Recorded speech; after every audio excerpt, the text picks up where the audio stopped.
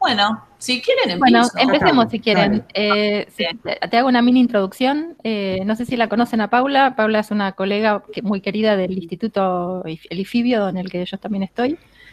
Es bióloga Querida por de algunos. Exactas. Hiciste tu doctorado con Ruth, si entiendo bien. Sí. Y hiciste un postdoc en UCSF, San Francisco. Sí. Y después volviste y ya te radicaste en la Facultad de Medicina desde esa época. No me acuerdo en qué año volviste, Paula. Y principios de 2004. Vale que volví fines de 2003, pero empecé en principios de 2004 más o menos. Bien. La Bueno, carrera. agregá a tu presentación todo lo que creas pertinente y dale gas. ¿De qué? ¿De mí? Algo No. que no haya dicho y que quisieras que no. se sepa. Vamos a la retina ya. No, estamos todo bien. Bueno, no, yo no quiero que se sepa nada. Mejor. Cuando menos se sepa, mejor. Bueno, cuando quieran, largo. Ya estamos. Sí, ya estamos, Paula, ya estamos. Bueno, perfecto. Entonces, en serio, si se aburren un poco, me avisan y me empiezan a preguntar, así lo hacemos más dinámico. La modalidad del Club de Alegría es interrumpir, Paula, por suerte, porque si no uno se pierde y después ya no se recupera. Por lo menos yo no me recupero, si no puedo preguntarme. Me encanta, me gusta eso. Bueno, listo, bárbaro. Entonces, entonces lo que vamos a hablar acá tiene que ver con la regulación de nuestro modelo, digamos que es la regeneración de la retina del pez cebra, ¿no? Entonces, lo que voy a hacer primero y cuál es el rol de las señales purinérgicas, que es lo que venimos estudiando desde el principio, en regular la regeneración de la retina. Bueno, no sé si ustedes necesitan que les explique un poco sobre la retina. Como no las veo, no les veo las caras, así que no sé. Pero bueno, la retina es bastante conservada en todos los vertebrados, ¿sí? Este es un ojo de humano y este es el ojo del zebrafish, Danio rerio. Son bastante parecidos, tienen una capa vascular, o sea, desde el exterior del ojo para adentro tiene una esclera, una capa vascular, el epitelio pigmentario, ¿sí? Los fotorreceptores que se ven acá en rojo, este es el epitelio pigmentario, los fotorreceptores que se ven acá en rojo, que son los encargados de la fototransducción. Después tenemos las capas de células internas de interneuronas, que son las células bipolares, que están acá en amarillo, que llevan la información a las células ganglionares, y las células ganglionares van a formar con sus axones el nervio óptico, que procesa y lleva la información visual hacia los centros superiores de procesado visual. El tectón óptico en peces, por ejemplo, y en mamíferos, en humanos, sería, en humanos sobre todo, el geniculado lateral y las cortezas visuales en el lóbulo occipital. Y después tenemos las neuronas, las interneuronas horizontales, que hacen sinapsis con los fotorreceptores y las células bipolares, y las amacrinas, que a su vez sinapsan con las bipolares y las células ganglionares. Estos dos tipos de interneuronas lo que hacen es integrar la información formando los campos receptivos retinianos que tienen que ver con la fisiología visual. Y además, como este es el seminario de la glía, tenemos a las células de la glía específicas de las retinas, como la glía de Müller, que están acá en verde, que atraviesan todas las capas retinianas desde la capa de células, digamos, de fibras de las células ganglionares, donde forman la capa limitante interna, y la capa limitante externa a nivel de los segmentos internos de los fotorreceptores. Los peces cebra, entonces, presentan una retina bastante parecida a la de todos los vertebrados. Como ya dije, es una estructura muy conservada evolutivamente. Acá tenemos el epitelio pigmentario, que rodea a los segmentos externos de los bastones, y los 4 tipos de conos, acá se ven muy bien, ¿no? Los conos, la formita de los conos, que se ven mucho mejor en peces que en mamíferos, y donde observamos conos dobles, rojos y verdes, y conos simples, azules y ultravioletas, porque el zebrafish, al ser un pez, y muchos peces tienen esta característica, tienen 4 tipos de conos en lugar de 3 como los humanos. Después tenemos las capas, estas células están bien divididas en capas, donde tenemos los núcleos, por acá arriba están los núcleos de los conos, sobre todo los conos dobles, después tenemos los núcleos de los conos simples, los núcleos de los bastones. Acá tenemos una línea de núcleos horizontales, que son los núcleos de las células horizontales, y después tenemos los núcleos de las interneuronas, horizontales bipolares amacrinas acá más internamente, y después también los núcleos de las células de Müller.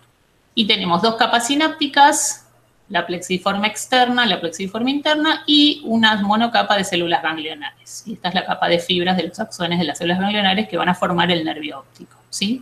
Que se forma acá saliendo de una zona de la retina que se llama disco óptico, porque donde también entran las arterias, la arteria central de la retina, que se va a ramificar y van a formar los vasos intrarretinianos. Eso después vamos a ver. No vamos a ver mucho de eso, pero un poquito. Bueno, ¿por qué nos interesa a nosotros el modelo de la retina de zebrafish? Porque a diferencia de la retina de mamífero, la retina de zebrafish se regenera completamente frente a cualquier tipo de daño, ya sea, bueno, daños lumínicos tienen que ser más fuertes que en las ratas albinas, porque el zebrafish es muy resistente al daño por luz, pero bueno, con daños fuertes de luz o láser, etcétera, también dañamos la retina y se regenera por daños mecánicos, por daños químicos o citotóxicos, etcétera. Todo este tipo de daños, entonces lo que hace es, primero daña la retina, primero se mueren las células por procesos necróticos, no tanto apoptóticos, la apoptosis viene un poco después en la retina para el remodelado, pero primariamente por daños necróticos o autofágicos, no sé, eso no está tan estudiado, y se mueren esas células. Como se ve acá, esto es una inyección, por ejemplo, intravítrea de guabaína. No voy a hablar de guabaína hoy, pero bueno, nosotros es otro modelo que hacemos en el laboratorio. Y le inyectamos guabaína, una única inyección, y lo que hace es, bueno, frenar la bomba sodio-potasio ATPasa, la inhibe y mata las células, ¿sí? Por desbalances osmóticos, etc. Las células, bueno, depende de la concentración de guabaína, podemos dañar distintas capas celulares. Bajas concentraciones dañan principalmente las capas internas y más altas concentraciones dañan todas las capas, o podemos hacer un daño total de la retina. Y sin embargo, la retina, a pesar de estar muy, muy dañada, si quedan algunas células de Müller, y sobre todo la población que es considerada como la progenitora, ¿sí? Multipotente, se van a activar, van a reingresar al ciclo celular y van a generar un montón de progenitores derivados de la célula de Müller que van a dar todos los tipos celulares. Acá tenemos 2 días poslesión, acá tenemos 7 días poslesión, donde vemos una gran activación de los núcleos. Esto es violeta de Crecilo, no se ve tan bien, pero bueno, tenemos todo esto, son columnas de núcleos, clústeres de núcleos proliferativos derivados de la célula de Müller. Y luego a los 60 días poslesión tenemos ya una separación de los núcleos en las capas, se están regenerando, acá se regeneran los segmentos internos y casi externos de los conos, vemos acá un poquito de regeneración, y a los más o menos, la lesión con guabaína se regenera más o menos a los 90 días. El mouse está muy chiquito, Paula, ¿no se puede aumentar el tamaño? Porque es muy difícil verlo. De esto, bueno, igual ahora te muestro más fotos que tienen que ver con la lesión que voy a mostrar yo hoy. La lesión que voy a mostrar yo hoy no es con guabaína, sino con cloruro de cobalto, a una dosis que daña principalmente la capa de los fotorreceptores. ¿Está bien? Voy a esconder esto que me tapa. ¿No se ve? ¿Se ve muy chiquito? El mouse se ve muy chiquito. No sé a ustedes les pasa, yo lo veo muy chiquitito y en las fotos se pierde, pero bueno. Y no sé cómo agrandarlo. Está bien, no pasa nada, no te preocupes, no dije nada. ¿Se puede agrandar? En la presentación no creo, ¿no? No te preocupes. Si sabe, no lo sé, pero lo podemos investigar para otra vez. Sí. Está bien. Claro, esto en una pantalla se ve bastante bien, no sé, en las distintas... A mí, mi pantalla se ve bien, pero bueno, tengo la pantalla así de media alargada. No, se ve bien, solo el mouse es chiquito, el resto se ve perfecto. Ah, donde marco yo con el mouse, el mouse, sí, el mouse se ve muy chiquito, no te preocupes. Ah, espera, porque puedo marcar con, a ver, Show Pointer Options, in color, ¿querés que arrow options, visible? No te preocupes, solo que, nada, lo perdí, nada, no te preocupes, sigamos tranquila, sigamos. Bueno, ¿ya no estás presentando, me dice? Se fue. Sí, perdimos tu presentación de pantalla. Prueba a presentar de vuelta. Perdón por el lío. Pará, porque puse Arrow Option Visible, pongo Automatic. Cambié eso, ¿y ahora qué pasó? Mil disculpas. No importa. Mira, a ver. Pruebo, ¿sí? De vuelta. Ahí va, ahí. Dale. Todavía está muy chiquito. Está viniendo, me parece, sí. Ahí se ve. No. Está por venir, veo que... A ver.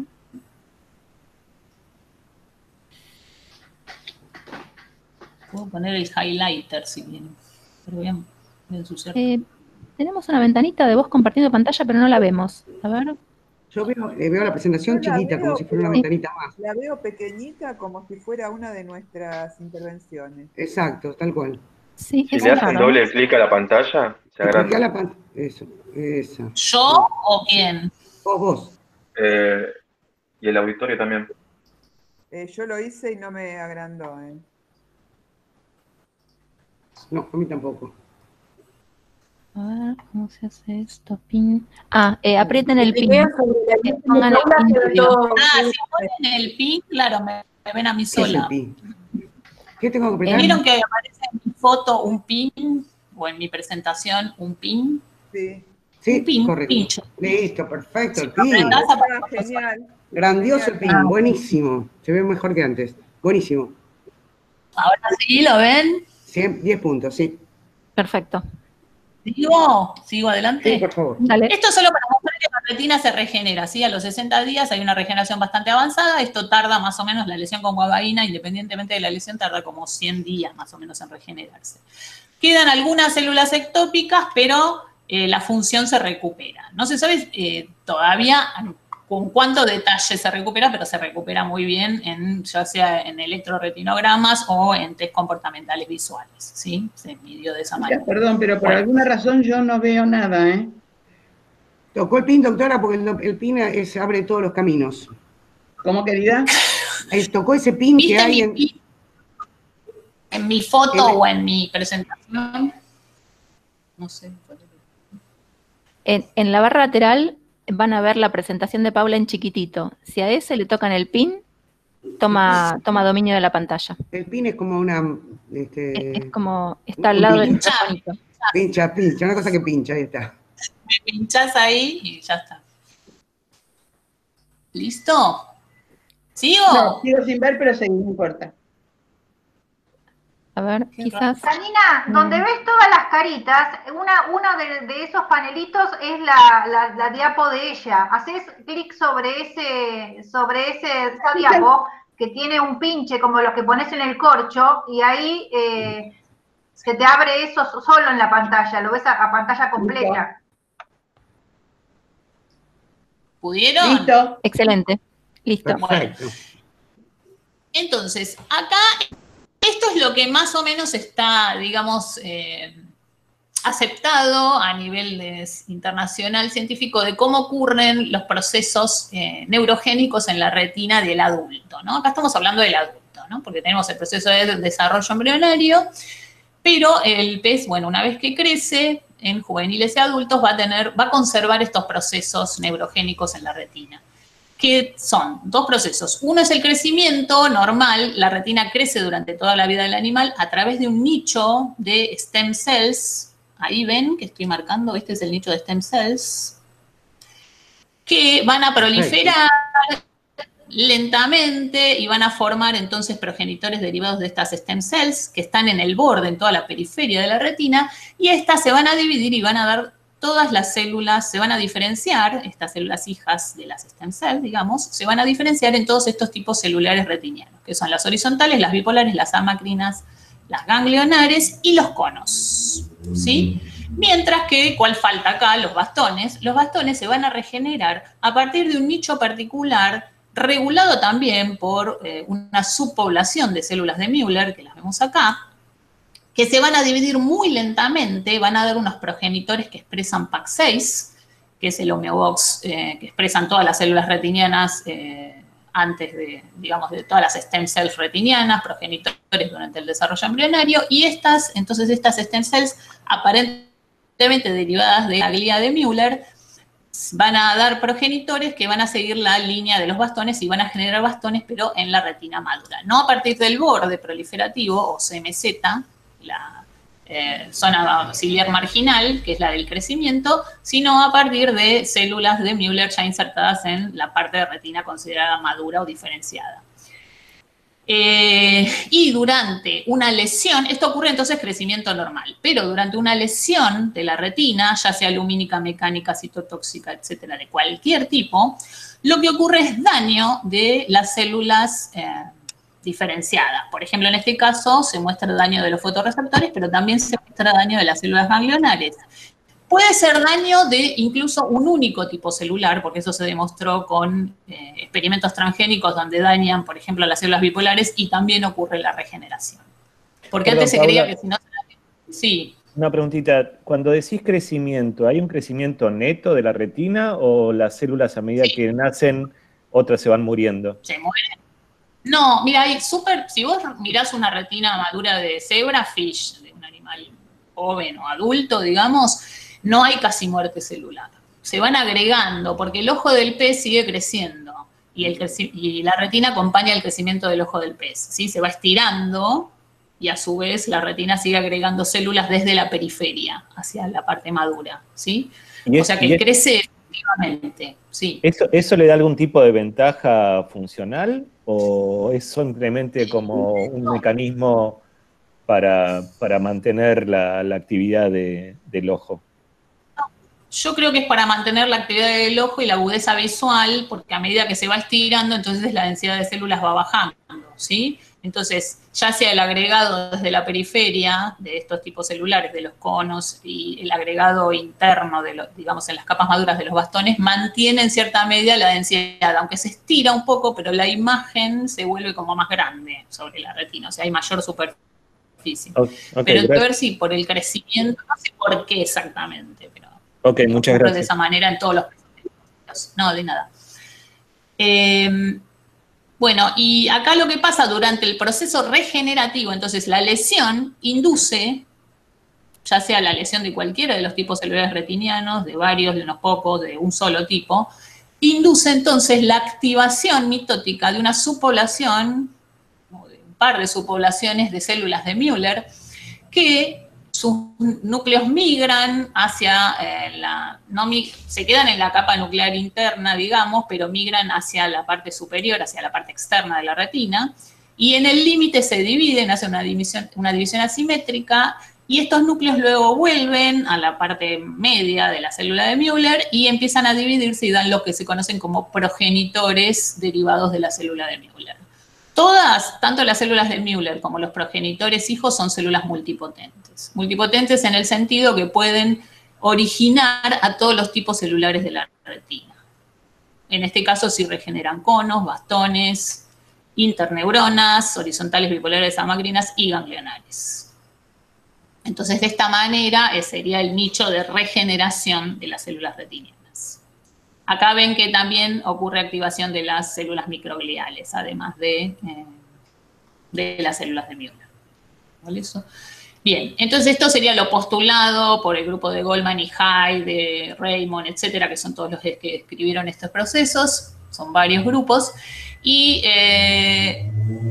lo que dicen ellos entonces es que la lesión, esta es la célula de Müller quiescente, pero es una subpoblación de células de Müller que son considerados progenitores multipotentes, se desdiferencian parcialmente como por el efecto de la lesión. Esa desdiferenciación parcial hace que el núcleo reingrese al ciclo celular, ¿sí? Es una glía de Müller reprogramada. Esta glía de Müller reprogramada reingresa al ciclo celular, realiza la migración intercinética nuclear, o sea, los núcleos se van hacia las capas externas, hacia el límite con la capa externa, realiza una división celular asimétrica y el núcleo, entonces, derivado de esa división, uno de ellos es el núcleo progenitor que va a empezar a dividirse mucho más activamente y empieza a dar una enorme cantidad de células derivadas, progenitores también multipotentes, derivados de la glía de Müller. Los vemos acá que forman unos clústeres que ahora les voy a mostrar mejor, ¿sí? Entonces se produce la amplificación y migración de los progenitores y estos progenitores entonces van a dar todos los tipos celulares retinianos, bastones, conos, células bipolares, células horizontales, células amacrinas y células ganglionares, como las vemos acá, a través de un proceso de migración y diferenciación celular. Bien, ¿se entendió más o menos cómo es el proceso? Sí, perfecto. Bien. Por otro lado, Sí, bárbaro, gracias. Entonces, por otro lado, les quería mostrar cómo es el sistema de señalización purinérgico, ¿sí? El sistema de señalización purinérgica, si hablamos de señalización o de sistema purinérgico, es un sistema muy complejo que existe en todos los tipos celulares, qué sé yo, en las plantas, en los organismos unicelulares, en las bacterias, en muchas, digamos, en casi toda la biología, digamos, podemos encontrar este sistema de señalización, porque es a través de los nucleótidos, ¿sí? El ATP, en vez de ser la moneda, además de ser la moneda energética, por supuesto, que todos conocemos, funciona como una señal extracelular capaz de señalizar a través de receptores de membrana, ¿sí? Y no es solamente el ATP, sino que el ATP, una vez liberado al espacio extracelular, por ejemplo, uno de los mecanismos de liberación más reconocidos al momento es a través de panexinas, que son hemicanales, tipo las conexinas. Antes se hablaba de las conexinas, ahora se habla más de las panexinas, que serían más específicas para la liberación de ATP, que forman estos hemicanales que dejan pasar el ATP. Y a su vez estos son regulados por el ATP liberado y por los distintos receptores ATPérgicos o purinérgicos, ¿sí? Además, el ATP en el sistema nervioso es liberado a través de la liberación vesicular. Por ejemplo, se colibera con glutamato en muchas sinapsis glutamatérgicas, ¿sí? O puede liberarse también por vesículas únicamente de ATP, ¿sí? Además, hay transportadores de nucleótidos y nucleósidos y también puede ser liberado por esos transportadores. Por ejemplo, la adenosina o se produce extracelularmente a partir del ATP o es liberada por esos transportadores de nucleótidos o de nucleósidos, ¿sí?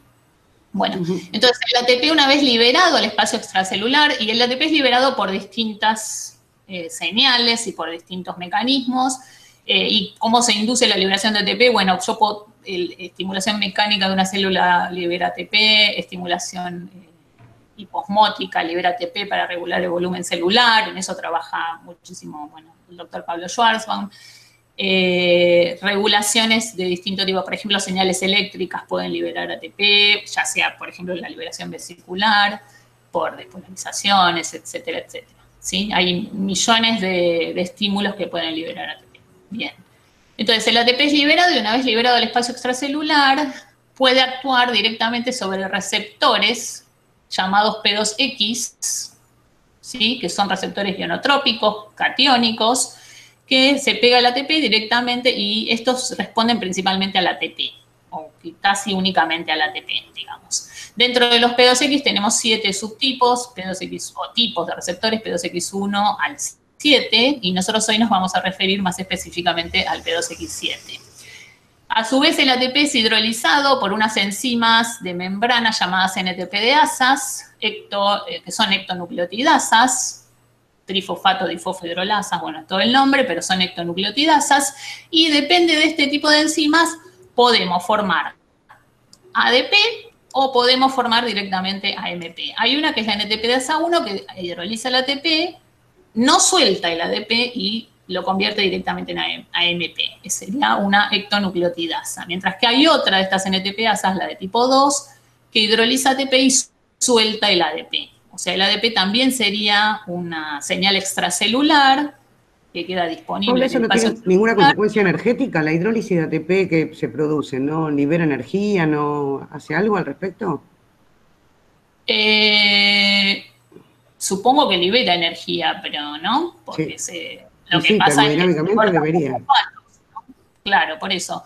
Pero es poquito, ¿no? Generalmente en condiciones fisiológicas, si vos comparás la concentración de ATP que se libera con la intracelular, es micromolar la que se libera y la intracelular por ahí es milimolar, ¿sí? Entonces es bastante poco.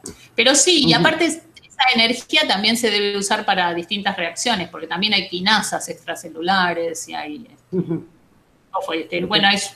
fosfodiesterasas, etcétera. Así que sí, debe utilizarse también por ahí parte de esa energía en distintos procesos que ocurren ahí en la membrana, ¿no? Del lado extracelular. Entonces, la señal purinérgica de tipo P2 puede actuar sobre receptores ionotrópicos P2X o sobre receptores metabotrópicos P2Y. Estos receptores metabotrópicos, obviamente, como su nombre lo indica, están acoplados a proteínas GQ, GI y GS, ¿sí? Y sobre estos P2Y pueden actuar tanto el ATP y el ADP, o el UDP y el UTP, con distintas afinidades.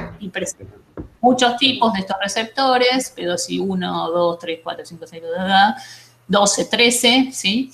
Que depende de la afinidad de los distintos nucleótidos y a qué proteínas están acopladas van a cumplir distintas funciones. Y a su vez el AMP, que no tiene un receptor conocido, es hidrolizado por otra enzima que se llama CD73 o 5' nucleotidasa, que lo va a hidrolizar y va a convertir al AMP en adenosina. Y la adenosina es otra de las señales extracelulares muy importante, que también regula un montón de procesos. Qué sé yo, por ejemplo, el ATP puede, ¿cómo se llama?, disminuir el diámetro de los vasos, mientras que la adenosina vasodilata, por ejemplo, son dos procesos regulados por la misma señal que se convierte una en la otra. Y la adenosina tiene su propio set de receptores, que son los receptores P1, o receptores adenosina, que son los A1, A2A, A2B y A3. Ahora hay otro que se describió en zebrafish en el sistema olfatorio que se llama A2C, creo, si no me equivoco. Bueno, y esto es esta señalización se llama la señalización P1, que es su ligando es la adenosina. Estos son todos receptores metabotrópicos. Bueno, la adenosina a su vez puede ser recaptada o liberada, como dije antes, por estos recaptadores nucleotídicos, ¿sí? O nucleosídicos. Y a su vez la adenosina es hidrolizada a inosina para ser inactivada por una adenosina deaminasa. Y la inosina puede ser recaptada también. Pero bueno, eso es como termina la señalización de la adenosina. O porque es recaptada o porque es ¿cómo se dice? Deaminasada. No sé. Desaminada, bueno, desaminada se dice. Gracias. Bien. Bueno, ¿se entendió más o menos esto? Entonces, sigo adelante. Bueno, ¿por qué son importantes en la retina los receptores purinérgicos y la señalización purinérgica en general? Bueno, porque se liberan el ATP se libera en la retina, los fotorreceptores liberan ATP junto con el glutamato. Las células de Müller liberan ATP, los astrocitos que se encuentran en las capas internas de la retina también acá tenemos un astrocito que también libera ATP, y la señalización, sobre todo, es muy importante por los trabajos de Newman, que nos dice que la señalización o el crosstalk, la información que transmite las neuronas a las células de la glía y las células de glía a las neuronas, estaría básicamente regulada por estas señales purinérgicas, ¿sí? Por ejemplo, él dice, ¿no?, postula que el ATP liberado por los fotorreceptores es mucho más importante en la señalización a las células de Müller para que, digamos, regulen la función homeostática de la retina, más que el glutamato. Y además, por ejemplo, el ATP o la adenosina o los subproductos del ATP como el ADP, además regulan tanto la fototransducción, por ejemplo, el ATP de origen glial o en el epitelio pigmentario, la transmisión sináptica, ya sean neurotransmisores, y también generan cambios en la actividad eléctrica. Por ejemplo, hay muchos trabajos que indican que el ATP liberado por las células de Müller o por los astrocitos regula e inhibe la actividad eléctrica de las células ganglionares. También a través del ATP se regulan las ondas de calcio que ocurren a través de los astrocitos o de las células de Müller, también durante el desarrollo embrionario, ¿sí? Las espigas de calcio que se producen son, digamos, sincronizadas de una célula a la otra a través de señales extracelulares como el ATP. Toda la regulación glioneurovascular, que ocurre también, por ejemplo, a nivel de la barrera hematorretiniana, está regulada también por las señales purinérgicas. El ATP originado, por ejemplo, en las células ganglionares, en las células de Müller y en los astrocitos. La activación de la microglía es activada por ATP a través de receptores P2X7, eso está bastante descrito, y liberan factores proinflamatorios. Igual a nosotros algunas de estas cosas nos dan diferentes o al revés, como pasa siempre, pero bueno, ahora después la vamos a discutir. Y regulan en general entonces la homeostasis modulada por la glía de Müller de manera autócrina y parácrina, es decir, el ATP liberado por las células de Müller, el ATP y sus subproductos que se forman en la membrana plasmática, entonces van a regular también la misma función de las células de Müller liberado por ellas mismas, ¿no? Bueno, y acá tenemos todo donde se encuentran los distintos tipos de receptores, como verán hay un montón, P2X, P2Y y a los adenosinérgicos en todas las capas retinianas, regulando las distintas funciones retinianas, ¿sí?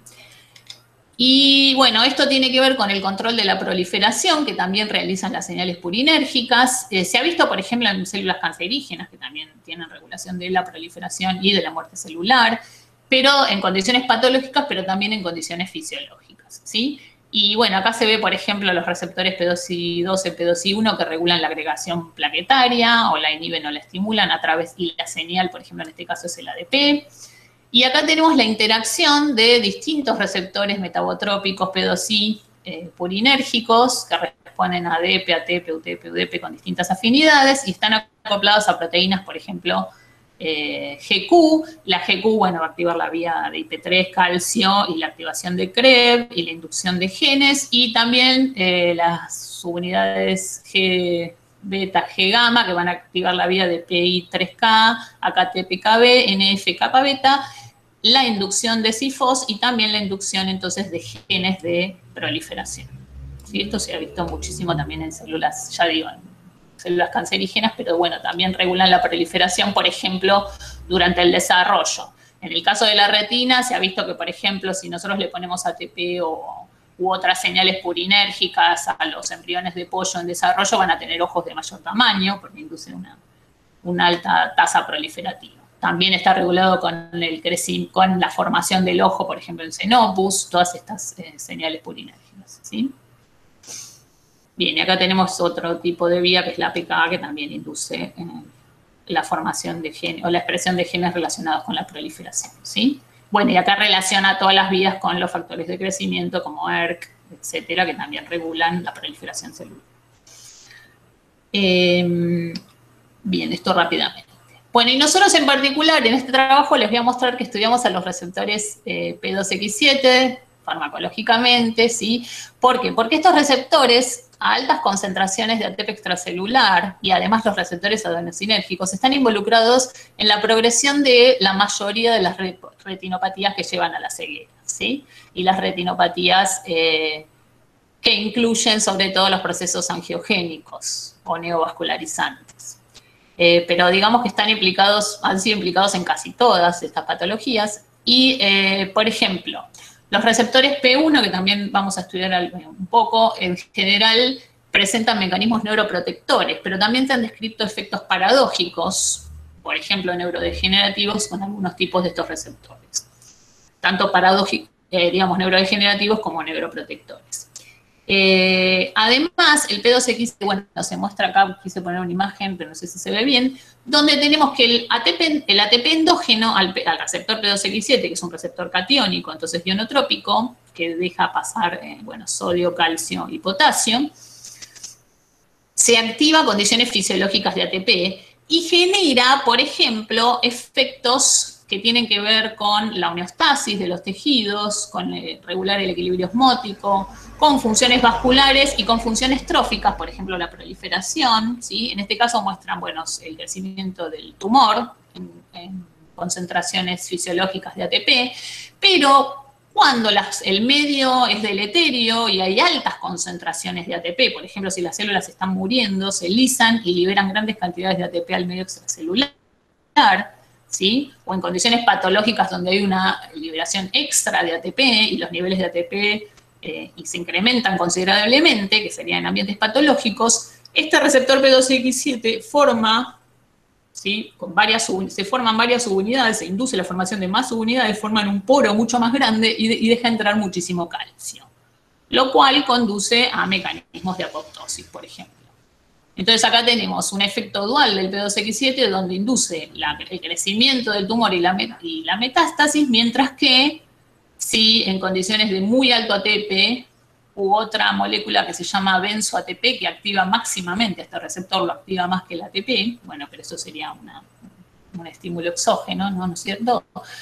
Lo que hace es provocar la muerte de esas células cancerígenas, ¿sí? Y esto no ocurre solo en el cáncer, sino que ocurre en la mayoría de los procesos regulados por el P2X7.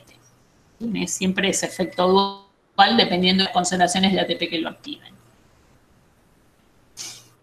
Bien, entonces en nuestro trabajo lo que hicimos es estudiar los efectos de las señales purinérgicas sobre la inducción proliferativa y el papel neuroprotector de estas señales en un paradigma de lesión que es con cloruro de cobalto. Y nosotros caracterizamos este paradigma de lesión con cloruro de cobalto, ahí está puesto al revés, perdón, ahí el cobalto, sería cocloruro 2, no sé, los cationes van adelante, está perfecto. Sí, no, pero acá está bien, en la mayoría de las veces está bien, ahí se me chipoteó. Bueno, entonces, a esas concentraciones de cloruro de cobalto, a una dosis intraocular que nosotros pusimos a punto, se dañan principalmente la capa de los fotorreceptores retinianos. Si nosotros veníamos dañando la retina con guanidina, sobre todo las capas internas, ahora queríamos tener un modelo de daño que fuese principalmente de los fotorreceptores. Bueno, a esa concentración se dañan bastante bien la capa de fotorreceptores sin tanto daño de las capas internas. ¿Sí? Y quisimos estudiar entonces en este paradigma de lesión la participación del sistema purinérgico, particularmente el ATP extracelular y la acción sobre el receptor P2X7 durante el proceso regenerativo. Sí. Perdón, Paula, que te interrumpa. Algo relativo al modelo experimental. Sí. Entiendo que la lesión, o sea, sacás al pez, haces la lesión y lo volvés a su lugar de cultivo. Ah, perfecto. A la pecera. Gracias. La pecera se llama en este caso. O sea, el lugar de cultivo es la pecera. Claro. Bueno, los ponemos generalmente los inyectados, como los inyectamos con distintas cosas, distintas porquerías, los vamos poniendo en peceritas individuales, los separamos, ¿no? En peceras individuales y qué sé yo. Claro, para que Pero sí, los inyectamos intraocularmente, intravitrio, digamos por detrás del cristalino, y si querés te muestro una foto de la inyección. ¿Querés ver una foto? No, es muy impresionante. No, está bien. No, todo bien. Y los dormimos primero con un anestésico para peces, Claro.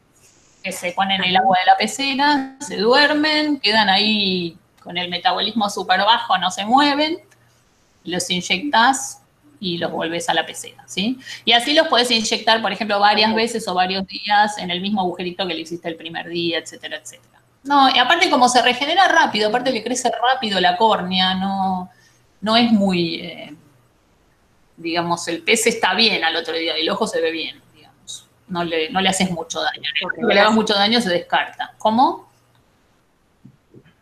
No, gracias. Bueno, entonces, también estudiamos el papel del receptor P2X7 sobre la expresión transcripcional de genes de control de la proliferación celular de los progenitores retinianos y de factores de crecimiento endotelial vascular. Tenemos algunas cosas de crecimiento también de los vasos, pero no las voy a mostrar.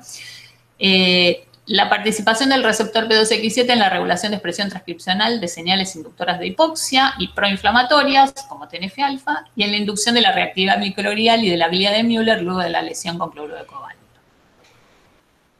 También vimos el efecto de la ausencia de nucleótidos en el medio extracelular sobre, en general medimos apoptosis y la regeneración de la retina, cuando no hay nucleótidos extracelulares, que lo hacemos inyectando una enzima que se llama pirasa, que es una NTPDasa1, que lo que hace es degradar tanto el ATP como el ADP y otros nucleótidos, o sea, es una nucleotidasa. Deja el medio extracelular, un exceso de esa enzima deja el medio extracelular sin nucleótidos.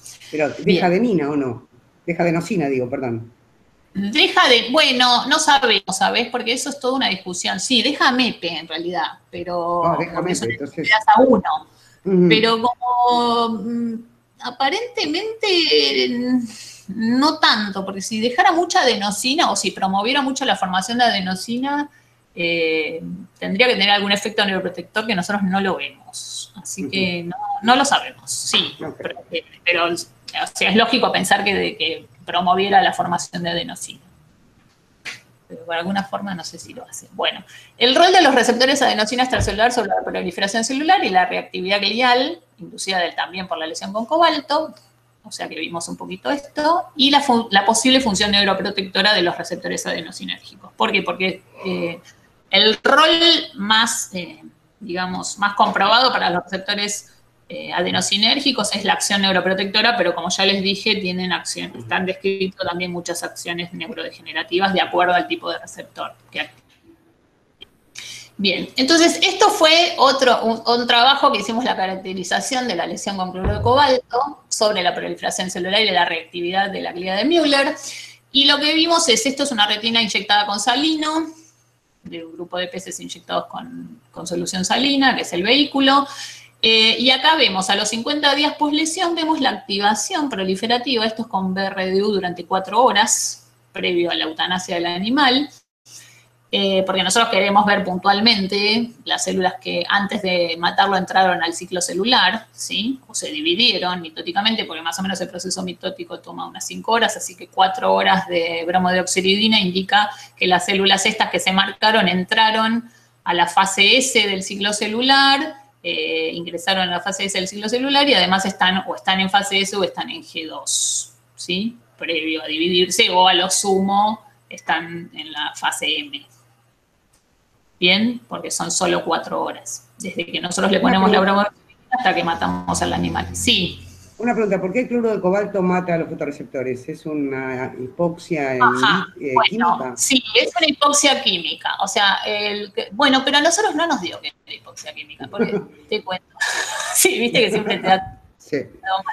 Bueno, nosotros pusimos el cloruro de cobalto a distintas concentraciones. Si le pones mucho cloruro de cobalto, haces percha toda la retina, digamos, ¿sí? Se mueren todos los tipos celulares. Si le pones un poco menos, se mueren algunos tipos celulares, pero de todas las capas. Y si le pones esta concentración, que nosotros le pusimos que es 6,5 milimolar, que adentro del ojo le calculamos más o menos 1,2, 1,3 milimolar, mata principalmente a los fotorreceptores. Se supone que los fotorreceptores, sobre todo los conos, que los mata primero, y al revés de lo que tienen mayor metabolismo, o sea, dependen más del metabolismo aeróbico, ¿no? Sí. Entonces nosotros suponíamos, bueno, tiene que ver con que inhibe a las prolilhidroxilasas, al inhibir a las prolilhidroxilasas el cobalto se pega donde se pegaría el oxígeno, ¿sí? Y a pesar de que tengas oxígeno, hace como una hipoxia-like, ¿sí?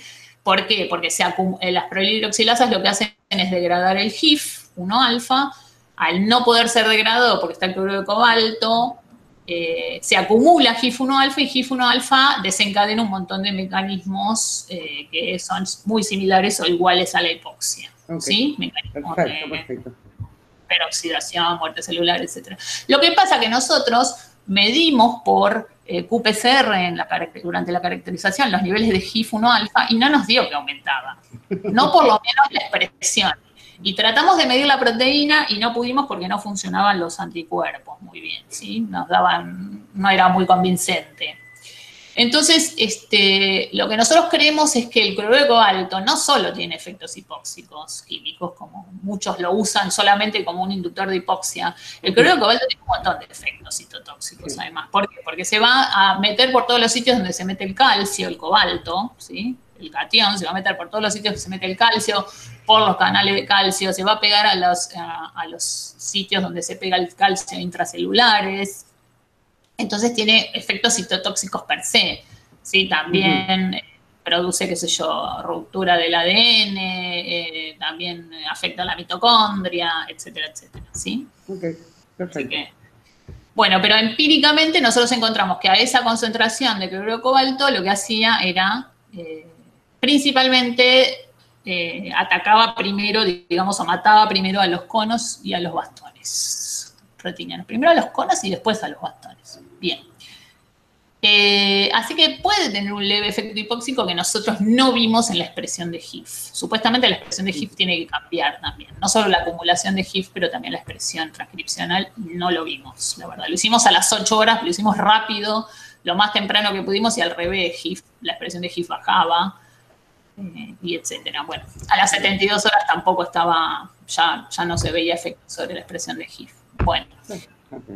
Gracias. Así que yo lo que creo es que son más que nada los efectos citotóxicos, los otros efectos también del cobalto. Bueno, y lo que vemos acá es que se activa, entonces las células de Müller proliferativas, esto se ve, que ven que es una sola, en las 50 horas poslesión es una sola línea de núcleos activados que capturaron bromodeoxidina durante esas 4 horas previas a la eutanasia, y se ve una activación glial también por la proteína GFAP que se empieza a expresar, ¿sí? Acá medimos por qPCR la expresión relativa de GFAP, del transcripto de GFAP, y lo que vemos del mensajero es que hay una alta activación de la expresión de GFAP en toda la retina, ¿sí? Y bueno, acá se ve por inmunistoquímica. Bien, a las 72 horas se ve ya, estas serían la mayoría, o por lo menos varias de estas serían los núcleos de las células de Müller activados, que se ven como una sola línea a la altura de los núcleos de las células de Müller. Y acá ya vemos una mucho mayor proliferación, donde tenemos todos los progenitores derivados de la célula y una mayor actividad de GFAP o una reactividad de la habilidad de Müller, ¿sí? Y a su vez, a las 96 horas vemos todavía más proliferación y migración, incluso a las diferentes capas de los núcleos progenitores proliferativos, y todavía sigue una gran activación de GFAP y una hipertrofia de las células de Müller, ¿sí? En general, lo que dicen muchos autores es que la gliosis en el zebrafish es limitada y por eso permite el proceso regenerativo. Y eso es cierto, pero hasta cierto punto. También hay mucha activación de otras células de Müller quiescentes que no son la subpoblación de células progenitoras, ¿sí? Supuestamente en las células progenitoras hay menos activación de GFAP, pero sí hay activación de GFAP, digamos. Si bien es un poco más limitada que en mamíferos, que se produce gliosis y cicatrización del tejido, y no hay regeneración, de todas maneras hay gliosis y hay reactividad glial, ¿sí? Nosotros lo vemos siempre eso. Y después, a los 10 días poslesión, lo que observamos es que hay todavía proliferación. Acá está el curso temporal, acá abajo está el curso temporal, entonces, de la proliferación, de las células proliferativas, y lo que vemos es que el pico se da a las 96 horas poslesión, que es previo a lo que ocurre con guavaína. Guavaína ocurre a los 7 días, el pico de proliferación, acá a los 4 días. Y a los 10 días poslesión, entonces observamos todavía muchas células proliferativas, mucho más que el control, que el salino, pero sobre todo en la capa de los núcleos de los fotorreceptores. Recuerden que esta lesión daña principalmente a los fotorreceptores retinianos. Sí. Una pregunta. Sí. En ese gran cantidad, ese pico de células marcadas con BRDU que vos ves a las 96 horas, sí. ¿Puede ser que sean células que son hijas de las que estaban proliferando y sí. mantienen la marca? Ok, está bien. No puede ser. No puede ser. Porque esto, acordate que yo lo marqué a siempre es 4 horas antes. Ok, perfecto. Está bien, bárbaro. Esto marca bien la zona del pico, digamos. Porque esto no es acumulado, ¿sí? Siempre es 4 horas antes de matar al animal, ¿sí? Eso sí lo hicimos y lo tenemos hecho acumulado con guavaína, pero acá lo tenemos hecho, digamos, bien en el pico, ¿sí? Con guavaína también, pero tenemos las dos cosas. Bueno, esto es, por ejemplo, una mayor lesión con cloruro de cobalto, la que está acá abajo, ¿sí? Donde vemos más rotura de las capas, o sea, las capas mucho más finitas, digamos, porque se murieron muchas más células, pero también vemos la inducción proliferativa. Bueno, y lo que vemos acá, estas imágenes que son de un corte de retina, más o menos de 16 micrones, lo que vemos es que el proceso se da en todas las capas. Que esto mucho no lo veíamos con otros tipos de lesiones donde se daba más en la zona donde caía, por ejemplo, la guavaína o la zona de la inyección, se veía más lesión y en el resto de las zonas no se veía tanto. Acá nos sorprendió que se ve bastante homogéneo, ¿sí? La lesión. O sea, inyectamos el cloruro de cobalto en una zona del vitrio, sería acá en el interior del ojo, pero se difunde esta lesión de alguna manera. Esto podría también deberse a señales entre las células retinianas, ¿no? Por ejemplo, el ATP, de hecho, lo que hace, por ejemplo, en los casos de ACV, se cree que el ATP lo que hace es propagar las señales de muerte celular a las zonas, por ejemplo, desde el core a la penumbra, ¿sí? Entonces nosotros podríamos pensar que el ATP está haciendo esto también a nivel de la retina. Todas estas hipótesis, ¿no? Bueno. Y después acá también vemos que la proliferación a los 10 días poslesión también se da en la ONL principalmente, pero en todas las capas retinianas, ¿sí? Es esto que vemos acá y acá lo vemos acá. Bueno, acá marcamos con PSNA, por ejemplo, que también es una marca instantánea, ¿no? A los 10 días poslesión marcamos con PSNA, que también indica células entre S, G2, etcétera, ¿sí? Más o menos lo mismo, que poner poco tiempo de bromodióxido. Bueno, esto, bueno, es lo mismo que, digamos, esta foto que está acá, pero agrandada, la foto en R está acá, y acá se ve bien, digamos, toda esta parte es la desaparición de los núcleos de todos los fotorreceptores en realidad, quedan estas vesiculitas, así primero se forman como unas vesiculitas y empiezan a desaparecer los fotorreceptores y el aumento de proliferativo, y se ve acá bien la reactividad de las células de la glía. Y algunos de estos, nosotros a veces podemos bien detectar que algunos de estos ramificaciones o, digamos, ¿cómo se llaman? Prolongaciones verticales de las células de Müller coinciden con un núcleo activado, ¿sí? Acá ya no lo podemos ver tanto porque acá hay un montón de progenitores derivados, ¿no? Esto es a las 72 horas poslesión previo al pico, o sea, ya hay un montón de proliferación en todas las capas retinas. Pero si esto lo comparan con una retina normal, acá se ven normalmente por autofluorescencia todos los conos y los bastones, sobre todo los conos, y acá no se ve nada. ¿Sí? Es decir, que ya a esta altura ya están todos degenerados los conos y bastones. Acá se ven algunos, pero acá están todos muertos, digamos. Bueno. Bien, otra cosa que medimos es la expresión transcripcional de genes de pluripotencialidad, que tienen que ver con si estos genes no se expresan en los progenitores multipotentes de la glía de Müller y en sus progenitores derivados de la glía de Müller, ASCL1A y LIM28A, no reingresan al ciclo celular, ¿sí? Las células de Müller no reingresan al ciclo celular y los progenitores derivados tampoco, y no se dividen. Por lo tanto, está escrito que la activación transcripcional de estos factores tiene que ocurrir y ocurre y son inducidas por la lesión, ¿sí? LIM28, por ejemplo, LIM28A no se expresa en las retinas no lesionadas.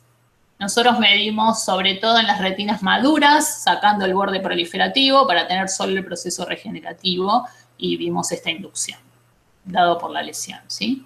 Cuando nosotros procesamos las retinas para la QPCR, lo que hicimos fue recortarles todo el borde proliferativo y quedarnos con la parte madura de la retina lesionada, ¿sí? Y vimos esta inducción.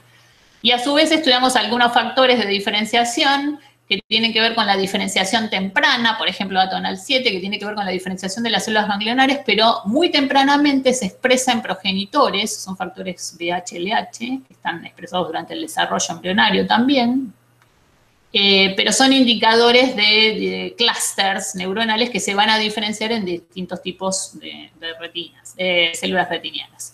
Atonal 7 entonces se expresan las células ganglionares y su expresión permanece en las células ganglionares hasta que se diferencian, pero también se expresan los precursores de los fotorreceptores y de algunas células amacrinas muy tempranamente. Y también vimos una inducción que podría indicar también que se están formando o ya se empezaron a especificar los precursores tempranos de los fotorreceptores, que es lo que nos esperamos que se estén regenerando en nuestro modelo de lesión. Mientras que NeuroD también está expresado en algunos precursores de los fotorreceptores y de las células amacrinas, pero mucho más tardío. Quiere decir que a las 72 horas, esto lo hicimos a las 72 horas, todavía no vemos diferencias en la expresión de NeuroD, pero sí de atonal 7 que se expresa mucho más tempranamente. Bueno, pero esto también es indicativo de que se activaron las células de Müller multipotentes progenitoras, ¿sí? Bueno, entonces, comenzando con los efectos, hasta ahora mostré más o menos lo que hace la lesión de cloruro de cobalto en algunos parámetros, ¿sí? Con la reactividad glial y con la proliferación. Y ahora lo que voy a mostrar es como una inyección, 3 inyecciones en realidad de benzo-ATP, que las pusimos a día 0, inyectamos benzo-ATP, a las 24 horas otra vez benzo-ATP y a las 48 horas otra vez benzo-ATP. El benzo-ATP es un agonista, es el mejor agonista de los receptores P2X7. Si bien también activa otros receptores P2X, su principal acción es sobre el P2X7 y es mejor agonista que el ATP incluso, ¿sí? Tiene mucha más potencia sobre estos receptores. Y resulta que lo que observamos al inyectar benzo-ATP en las retinas, le pusimos también 4 horas de bromodioxiridina antes de la eutanasia y matamos en el día a las 72 horas post-inyección, lo llamo acá. Pero lo que observamos es que el benzo-ATP, al activar probablemente el receptor P2X7, induce un aumento de la proliferación de los progenitores, no tan fuerte como la lesión, porque esto acuérdense es 72 horas, ¿sí? No tan fuerte como la lesión de los fotorreceptores, pero sí induce una proliferación de los progenitores, que es muy similar a lo que ocurre, o sea, la formación de estos clústeres, la activación de las células de Müller, que vemos acá algunas, por ejemplo esta, ¿sí? Que coinciden con las proyecciones marcadas con GFAP. Entonces nos induce como una lesión like. Y además, si nosotros, acá no se los muestro, pero miramos con más detalle el tejido y vemos que hay degeneración de los fotorreceptores también, y también hay menos número de células ganglionares. O sea que el receptor P2X7 probablemente esté ubicado en los fotorreceptores y en las células ganglionares, y el benzo-ATP, al activarlo muy fuertemente, lo que hace es inducir un proceso también neurodegenerativo con activación de la retina, como si fuese un modelo de lesión también, ¿sí? Entonces, con estos experimentos nosotros lo que vemos es que la activación fuerte de los receptores P2X7, la intensa de los receptores P2X7, lo que hace es un proceso degenerativo en la retina y la inducción también del proceso regenerativo, ¿sí? En las 3 figuras de abajo lo que hicimos fue poner un antagonista bastante específico de los receptores P2X7, o específico, por lo menos digamos, tiene alta especificidad por la concentración que usamos de los receptores P2X7, es muy potente también, y lo que vemos es que inhibe tanto la neurodegeneración o la degeneración de los fotorreceptores como el proceso regenerativo, ¿sí? O sea, se inhibió totalmente con el antagonista el efecto que observábamos de los receptores P2X7, el efecto que observábamos con el benzo-ATP. Paula, yo no entiendo cómo podés separar lo degenerativo de lo regenerativo. No, no lo puedes separar, sí. pero la primera parte lo puedes separar temporalmente, si querés. Porque si vos mirás... Claro, pero digo, el efecto con que dañe... horas, no, el efecto no lo puedo separar. Ok, listo, o sea, acá yo podría pensar que el benzo-ATP está induciendo la proliferación per se, sin ningún efecto sobre, digamos, la muerte celular, ¿sí? De cualquier tipo celular de la retina. Sin embargo, primero observamos que hay muerte celular, porque acá no se ve bien, pero tengo otras imágenes donde miro, por ejemplo, los núcleos con Hedge y las capas sinápticas y vemos degeneración, o sea, desaparecen los núcleos de los fotorreceptores y desaparece la ONL, la OPL, por ejemplo, ¿está bien? Y desaparecen a los efectos prácticos, lo que hace el agonista es degenerar y regenerar, pero no sabemos, no podemos separarlo. Perfecto. No, y no sabemos si también tiene un efecto inductor de la proliferación, no lo sabemos. Yo creo que es indirecto a través de la degeneración, que genera la degeneración del tejido y es la lesión la que lo hace. Pero, por ejemplo, yo tengo otros experimentos donde el ADP beta S, el ATP gamma S, por ejemplo, que también lo probamos, no tiene tanto efecto como el benzo-ATP. A concentraciones que en la retina de ratón el ATP gamma S hace un desastre, mata células, en el pez no le hace casi nada, salvo inducir progenitores en las capas externas, en la ONL. Y ahí sí parece más un efecto mediado por otro tipo de receptor, porque no es bloqueado por este antagonista, o sea, mediado por un receptor probablemente metabotrópico como el P2I1, donde nosotros demostramos que el ADP beta S, por ejemplo, activa la proliferación, pero sin provocar daño aparente, ¿sí? Lo mismo nos pasó con el ATP gamma S a una concentración alta que en mamíferos mata células, acá induce la proliferación, pero de los precursores de los bastones, probablemente. Están acá en la ONL, ¿sí? Sin inducir este proceso en la INL de activación de la Müller y de la formación de estos clústeres proliferativos derivados de las neuronas de Müller, de la glia de Müller también. Paula, ¿y genera reactividad glial ese otro, el agonista ADP? No. No, ok. Los tenía por ahí, pero no. No, por lo menos no a este nivel de que se active tanto el GFAP, no. Ajá, joya. Bien. En el ratón sí. Digamos, en los mamíferos sí, en el pez cebra no. O sea, es mucho menor. O sea, tienen mecanismos protectores mucho más fuertes, digamos, la retina de cebra. Frente a las noxas, digamos, o a las cosas que podrían ser noxas, ¿sí? Tampoco sabemos si activa mucho al P2X7 esa concentración de ATP gamma S, que en ratones aparentemente sí, acá no, porque no lo pudimos antagonizar con este. Así que probablemente esa concentración de ATP gamma S lo que esté haciendo es activando al receptor P2I1, por ejemplo, que nosotros demostramos que tiene un efecto directo sobre la proliferación celular, trabajos previos, ¿sí? Bien. Bueno, entonces acá lo que miramos, antes era el benzo-ATP solo sin lesión, ¿sí? Entonces lo que vimos es que inducía la muerte celular. Entonces dijimos, bueno, si nosotros inducimos la lesión con cobalto y le ponemos el antagonista de los P2X7, quizás lo que hacemos es lograr frenar la muerte celular, ¿no es cierto? No sé si a todos se les hubiese ocurrido, es bastante lógico, ¿no? Bien, ¿qué nos pasó?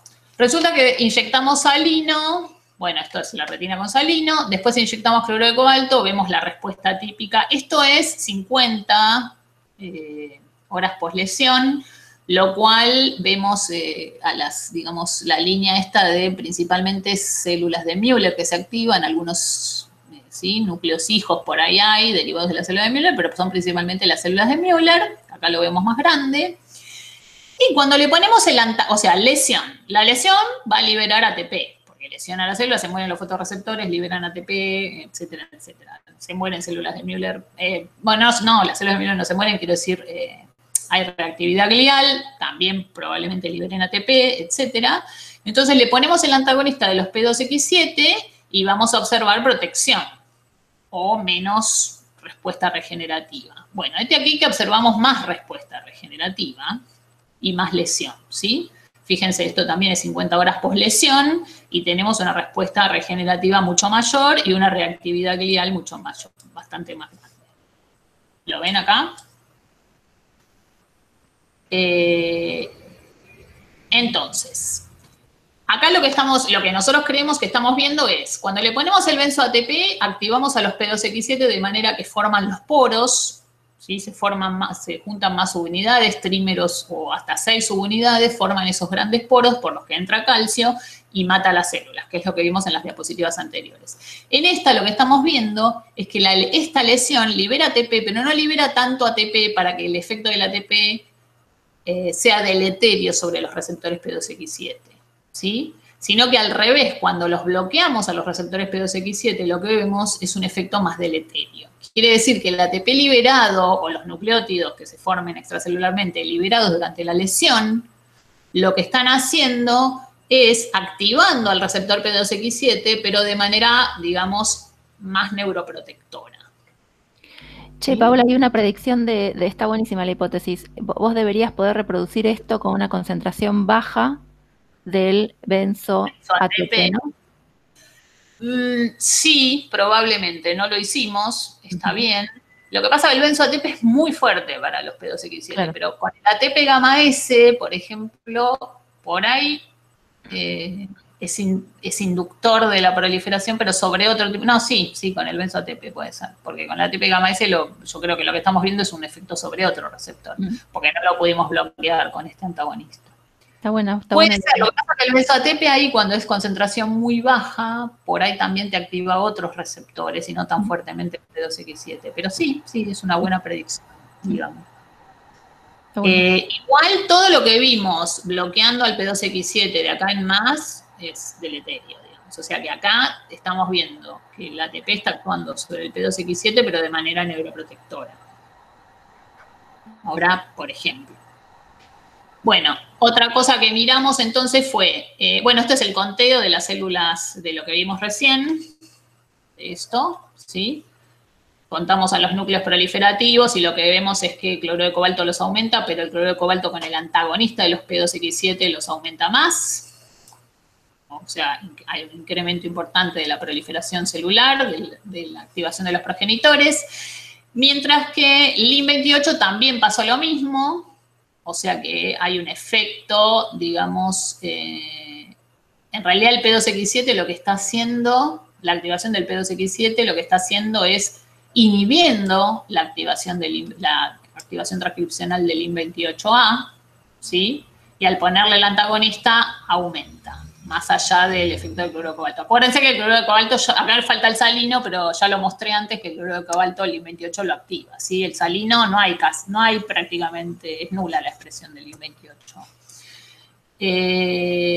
Lo que nos pasó, sí, es que ASCL1A, que es el otro marcador de pluripotencia, no se incrementó con el antagonista. Así que lo que nosotros pensamos es que el efecto del ATP sobre el P2X7 lo que está haciendo es inhibiendo solamente la vía de activación del IN28A, pero no de ASCL1A, ¿sí? Entonces, acá lo que vemos en realidad es o un efecto deleterio sobre la lesión que está haciendo que aumente más el IN28A, o un efecto directo, más que nada, porque como ASCL1A no nos aumentó, un efecto directo del P2X7, del ATP sobre el P2X7, inhibiendo la expresión del IN28A.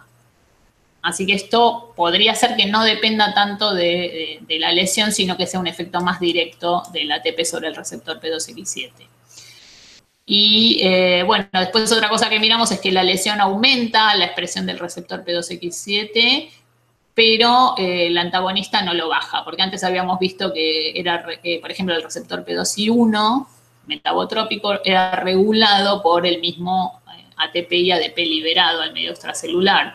En este caso no parece ser regulado por el mismo receptor, ¿sí? No hay una autorregulación del receptor, sino que es regulado por otras señales liberadas durante la lesión. Este aumento que vemos en la actividad transcripcional del receptor, ¿sí? ¿Se entendió lo que dije acá del gen de la pluripotencialidad, del P2X7? Porque no vemos, o sea, para que sea efecto de la lesión, o sea, porque si bloqueamos al P2X7 y provoca más lesión, tendríamos que haber visto un efecto sobre el IN28 y sobre ASCL1A, que son los dos genes que se activan, ¿sí? Excepto que la lesión ya haya activado todo lo que tenía que activar al ASCL1A y no veamos un efecto extra. Pero a mí me parece que es un efecto más que nada inhibitorio del receptor P2X7 activado con la concentración de ATP que se libera durante la lesión y que con el antagonista sacamos ese efecto inhibitorio sobre el IN28A. Así que podría haber un efecto directo sobre la activación de la célula de Müller, ¿sí? O de los progenitores derivados de la célula de Müller. Bien. Después lo que vimos es que la lesión con cloruro de cobalto provoca una activación de la microglía. Esto está medido con con la isolectina Griffonia simplicifolia, que se pega, en zebrafish se pega solamente a la microglía. Y medimos en flat mounts, por ejemplo, en este caso en la zona del nervio óptico, en el disco óptico, perdón, porque esto es un flat mount de la retina aplastada y vista desde la capa de células ganglionares, y en la periferia de la retina, o en las zonas donde están los capilares arteriovenosos, que se van a volcar a una vena circunferencial que rodea toda la periferia de la retina. ¿Sí? Acá hay capilares y vemos activación de la microglía también en esta zona. Este es un salino y acá abajo vemos 72 horas poslesión con cobalto, donde vemos digamos, por lo menos una gran migración de células microgliales o un aumento de la cantidad de células microgliales, tanto a nivel del disco óptico, donde está la arteria central de la retina, acá están las ramas principales, también vasculares, esto está asociado entonces siempre a la parte vascular, y acá están los capilares arteriovenosos que vuelcan sobre la vena circunferencial, ¿sí? Acá estaría la zona de crecimiento proliferativo de la retina, de este lado. Bien. Y lo que vemos entonces es un aumento, acá se contó al principio solo los campos periféricos, después medimos la densidad óptica de esta marca, porque si no era imposible contar algo acá, y observamos un aumento entonces del número de células microgliales, y a su vez medimos por qPCR los mensajeros, la cantidad relativa de mensajeros de TNF-alfa, que es liberado, es uno de los factores proinflamatorios más importantes liberados por la microglía, además de otras citoquinas, interleuquinas, etc. Y lo que vemos es un aumento importante. ¿Por qué medimos TNF-alfa? Bueno, medimos TNF-alfa porque está descrito por el grupo de Hyde que TNF-alfa es liberado durante la lesión de la retina, no solo por la microglía, sino principalmente por los fotorreceptores y las células de Müller, y es una de las señales más importantes inductoras de la activación de la célula de Müller. Esos son varios trabajos que hicieron ellos, que lo demostraron más o menos en 2013, donde el TNF-alfa es un importante inductor, un fuerte inductor de la activación de la glía de Müller progenitora, ¿sí? Bien. Esto nosotros no sabemos si proviene este TNF-alfa, de dónde proviene, si de la microglía o de los fotorreceptores y las células de Müller.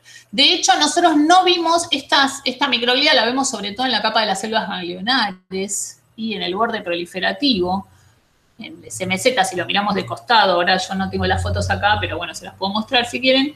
Pero no vemos migración de la glía de Müller hacia las capas de fotorreceptores, por ejemplo, ¿sí? O hacia las capas internas de la retina, con lo cual creemos que el TNF-alfa o la expresión del TNF-alfa tiene más que ver entonces con la activación o la muerte de los fotorreceptores, ¿sí?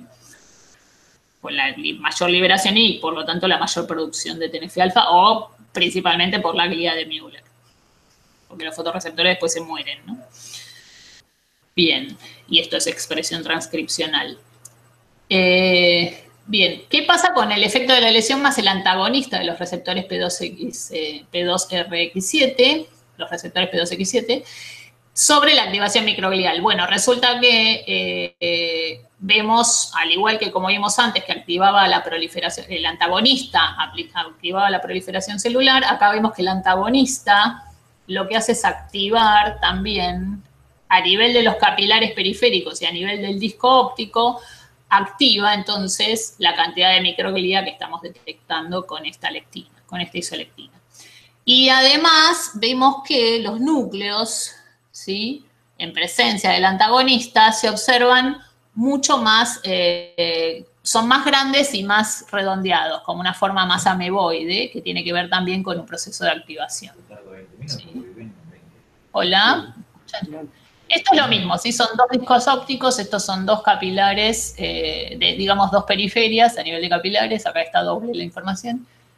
Estos son dos muestras también de los capilares a nivel del salino, no del salino, perdón, de cloruro de cobalto, y esto también cloruro de cobalto. Y fíjense que el antagonista aumenta muchísimo la actividad microglial. Bien. Sí, Pau, te aviso, me habías dicho que te avise el tiempo, ya vamos 1:10.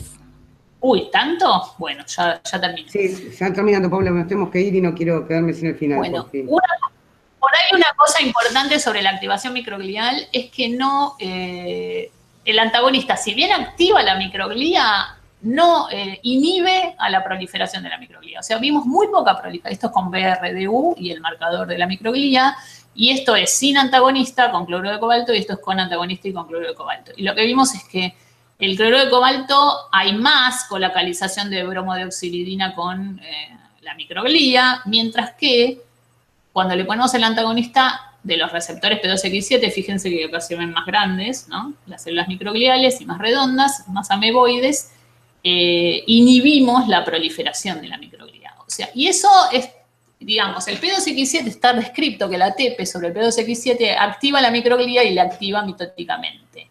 En este caso esto lo vemos, con el antagonista nosotros inhibimos la activación mitótica de la microglía, pero sin embargo vemos más microglía. Y acá vemos que el antagonista vuelve a aumentar la expresión transcripcional de TNF-alfa. Entonces, por sobre la lesión, ¿no? Bastante en realidad, bastante más.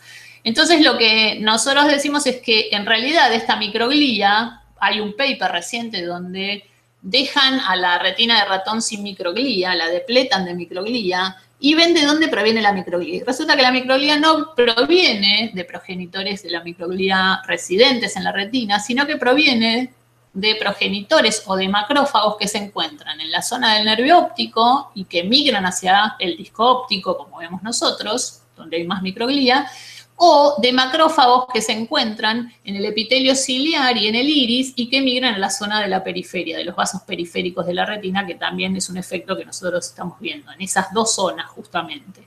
O sea que lo que estaríamos viendo acá con el antagonista sería un efecto de mayor repoblamiento o de mayor migración desde el disco óptico y desde el epitelio ciliar, pues desde el cuerpo ciliar, hacia las zonas de la retina, del disco óptico y de la periferia retiniana. O sea, no por mitosis. Bueno, esto es HIF. HIF sí no nos aumentó con la lesión con cobalto, pero sí nos aumentó con el cobalto y el antagonista de receptores P2X7. O sea que ahí nos da un efecto más hipóxico el antagonista de los receptores P2X7 sobre el efecto del cobalto. Y también nos aumentaron algunas señales de VEGF, de la señalización de VEGF y VEGF receptor que tienen que ver con los procesos angiogénicos y neovascularizantes, ¿sí? Bien, bueno, y me faltan un montón de cosas de la pirasa y todo eso, pero cortamos acá, entonces. Dale, buenísimo. Una última pregunta con lo... medio tarde. Perfecto. Sí, preguntas como quieran, pero... Una última pregunta con lo anterior. ¿El efecto de HIF lo ves con el antagonista solo o depende de la presencia del cobalto previo? No, con el antagonista solo no veo... Probamos con el antagonista solo y con el antagonista solo no veo cambios en la proliferación. Eso lo tengo cuando tengo hecho lo de la DP, perdón, de lo de la TP gamma S, tengo el antagonista solo, sin cobalto, y no veo efecto. Sobre HIF no lo hice, pero no veo efecto ni sobre la retina ni sobre la proliferación. Así que probablemente no tenga efectos, digamos, no hay efectos deleterios, así que probablemente no haya expresión de HIF. Buenísimo. No sé si hay preguntas de la audiencia. ¿Más? ¿Cómo? ¿Cómo? Si hay más preguntas de la audiencia, pregunto. No, ya pasó. Yo tengo una consulta. Cuando mostrás, digamos, las imágenes de la BRDU, digamos, mostrando los progenitores, en el experimento este de cloruro de cobalto y el antagonista, da la impresión de como que hay progenitores que están yendo hacia el otro lado, hacia la capa ganglionar, cuando uno lo que esperaría... Progenitores que están más yendo como hacia la capa ganglionar en lugar de los fotorreceptores. ¿Cómo se explica eso? Mira, porque nosotros vimos que la lesión primero causa la muerte de los fotorreceptores, ¿sí? Pero si analizamos, te voy a mostrar algo. Si analizamos, por ejemplo, nosotros veíamos también que posteriormente, por ejemplo, después de las 50 horas poslesión, hacia las 72 horas poslesión, los fotorreceptores ya estaban todos lesionados, pero también había lesión, desaparecían algunas células bipolares, ¿está bien? Entonces lo que nosotros creemos es que y después, aparte hicimos un trabajo con antagonistas glutamatérgicos, donde vemos que no se mueren las células bipolares. Entonces nosotros creemos que la muerte de los fotorreceptores, que es causada directamente por el cloruro de cobalto, a su vez hace un proceso excitotóxico sobre las células bipolares. Y las que más se mueren en realidad son las de tipo OFF, que presentan receptores ionotrópicos a glutamato, ¿sí? Y entonces lo que nosotros postulamos es que el glutamato, el proceso excitotóxico de la muerte de los fotorreceptores, mata a esas células bipolares y a su vez la muerte de las células bipolares podría matar a algunas células ganglionares. O sea, que se mueran los fotorreceptores también es señal de muerte que se extiende a otras zonas de la retina. ¿Sí? Sí. Pero posteriormente o secundariamente al efecto del cobalto, en realidad. ¿Sí? Pero acá la muerte primaria es de los fotorreceptores. Sí, después se mueren otras células, que lo vemos acá. Sí, eso nosotros lo vimos, de hecho. Que lo podemos bloquear con bloqueantes antagonistas glutamatérgicos, NMDA y ampacainato. El efecto sobre las células retinianas. ¿Cómo? ¿Ves un cambio temporal en dónde encontrás los progenitores? O sea, después de realizada la lesión, si ves que ahí aparece más hacia un lado y después hacia otro, o cambios, digamos, dinámicos en la movilización de progenitores. Lo único que veo, en realidad, no, lo único que veo es, a ver, cuando vos lesionás y tenés los progenitores derivados de la de Müller, primero las de Müller se activan en esa capita que les mostré, sí, que es una sola capa de núcleos. A partir de eso se empiezan a hacer clústeres, y esos clústeres sí empiezan a extenderse y migran hacia los distintos tipos, hacia las distintas capas de la retina. ¿Está bien? Lo que sí vimos, que es lo que le mostré al principio, es que a los 10 días poslesión, casi todos los progenitores que observamos, o las células todavía proliferativas que observamos, están sobre todo en la capa de los núcleos de los fotorreceptores. Y no están regenerando zonas de más abajo, digamos, sino que la lesión fue más fuerte a nivel de los fotorreceptores. Pero sí, o sea, en general no se observa que haya... Vos decís migración temporal, que yo vea que vayan primero a los fotorreceptores y después a las ganglionares, no. No. Cuando es el pico, fíjate acá en el pico, a las 96 ves un montón de células por todos lados proliferativas, ¿sí? Incluso acá abajo en las capas de células ganglionares vemos células proliferativas que pueden ser microglía, no sé si astroglía, vasos, endotelio vascular, estas alargadas pueden ser también núcleos de endotelio vascular, etcétera, etcétera, ¿sí? No solamente células. Porque también hay un proceso angiogénico, además. Bien, gracias. ¿Sí? Así que no estoy segura que sean precursores de ganglionares tampoco. ¿Alguna otra pregunta? No. Bueno, muchas gracias, Paula. Gracias, Paula. ¿Se entendió algo? Sí, sí. Más o menos. Gracias. Sí, sí, mucho se entendió. Muchísimas gracias. No, gracias a ustedes por escucharme. Por favor, nos vemos la próxima. Bueno, saludos. No, que te voy a agradecer. No mostré los agradecimientos porque bueno, el trabajo este Dale. fue casi todo realizado. Espera, ¿dónde están los agradecimientos? Acá. No, digo que el trabajo este fue, ¿ahí se ve algo o no se ve nada? Fue casi todo realizado por Matías Medrano y es la tesis de Matías, bueno, que ya se doctoró y parte, bueno, colaboración para Alejandro Bejarano, Antonella, becaria de Rudy y Rudy Bernabé. Bueno, pero el que hizo principalmente casi todo el trabajo experimental fue Matías. ¿Está bien? Buenísimo, qué linda foto esta. De agradecerlo. Esta foto es de Alejandro, que es una foto de una retina regenerada con cloruro de cobalto, lesionada con cloruro de cobalto a los 60 días post lesión. Muy hermosa la retina, como Hermosa. siempre. Bueno, muchas gracias, Paula. Bueno, gracias. De nada. Gracias a todos. Hasta luego. Nos vemos, muchas gracias. Chao. Hasta la próxima. Chao.